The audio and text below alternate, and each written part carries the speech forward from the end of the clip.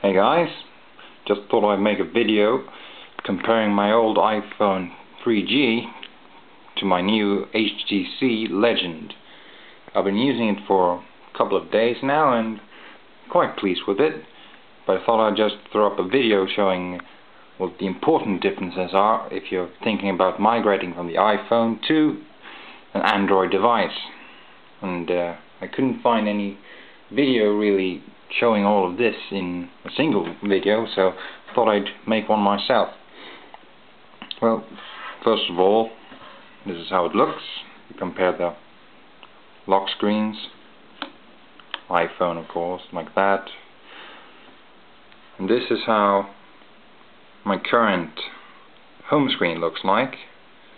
And just like the iPhone has multiple pages, so does the HTC of course. You can see here we have a couple of widgets, more icons and so forth. It also supports a nifty multi-touch feature. You get kind of OS X expose thing going on, and you can just tap whichever one you want to and pop right through. The same thing you can do with the home button here, which is the soft key, and bam, pressing the home key again will, and back again. Really nothing new, but comparing them, I find that in many ways Android is better, but in many ways iPhone is better too.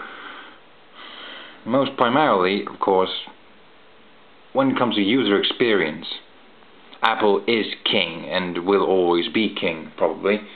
The Android phone comes close, but ultimately the winner is the iPhone on the user experience. When you get your iPhone, you basically start it up, you're off and about instantly, but I actually had to Google some stuff to find out exactly how you do certain things on an Android device, so not as easy to use and not as intuitive as the iPhone is, but overall it's a good phone, of course. But if you're a geek, you don't mind that. You rather like it, I suppose. Well, the first thing I like to compare is the music app. We should just show, like, there it has two music apps on this one. It has the Android default and the actual app is the HTC version only. It has, however, two widgets, which is the Android default and the HTC version. Now you might have noticed a small delay, well, a very small one, but still noticeable. And I find that it seems to happen whenever the phone has to access the SD card, whereas the iPhone, of course, is very snappy in that regard. You press iPod and bam, you have your list. Not really any delay there. But I found a similar delay you can find in the, if you go into Photos, you can see a similar delay. Here it starts looking for some, and there you have a bunch of pictures. And if you compare that to the iPhone, of course, you have pictures here. And this is the iPhone 3G, I should mention. It's not the 3GS, so really not a fair comparison in all regards, because the 3GS is quite a bit faster, but still, as you can see, applications that access the SD card seems to have a small delay, and I think that's basically because the SD card is limited in speed, whereas the iPhone uses, of course, internal flash storage, which is lightning fast. So basically there's a small delay, but it's very small. You probably won't notice it very much, but it's worth mentioning. It would have been better if they included a bit of flash storage instead of using SD cards. But the idea of SD cards is of course nice. Now what you might have noticed is the second time I opened this now, it was really fast. The way you wanted it to be from the beginning. And this is because of a nifty feature in Android. It was not running in the background. it would be running in the background if I press play, but it doesn't run this UI in the background.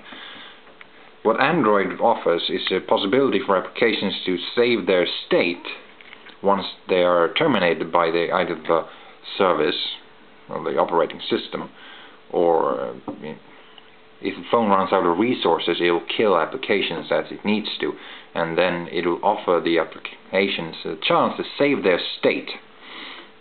This means that they will load at the position you were when you next load the application, which it seems like it's been running in the background just waiting for it, but in fact it hasn't been. And it's a great solution actually to having a snappy startup and resuming your work. So I mean, this is the HTC player. I think so, at least. I don't know if it's the Android default, but I think it's the HTC default. So I mean, it does its job. Everything you can go into everywhere. Here you have albums, playlists, everything you might expect. Kind of iPhone-like. The best thing about the music player, though, which the iPhone certainly cannot match, is of course the possibility of widgets. And here you see the HTC player widgets here. You can see album art, title, progress, and you can press here. It plays the music. And if you lock the screen while it is playing and go back, you have very iPhone-like the album art, but you have these controls.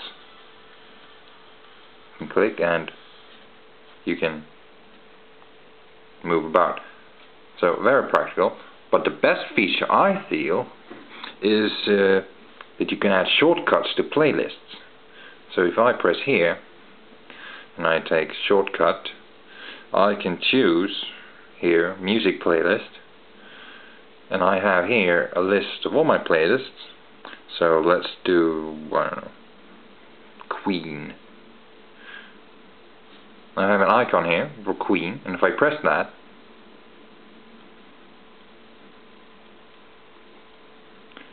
now the sound is really low, so you might not have noticed, but the music started playing before the UI loaded. So very rapid playing, but it might take a second for the UI to load if you haven't loaded the music application before. So, but this feature I really like, and which the iPhone cannot use, of course. And the widgets are really nice, and just like the iPhone.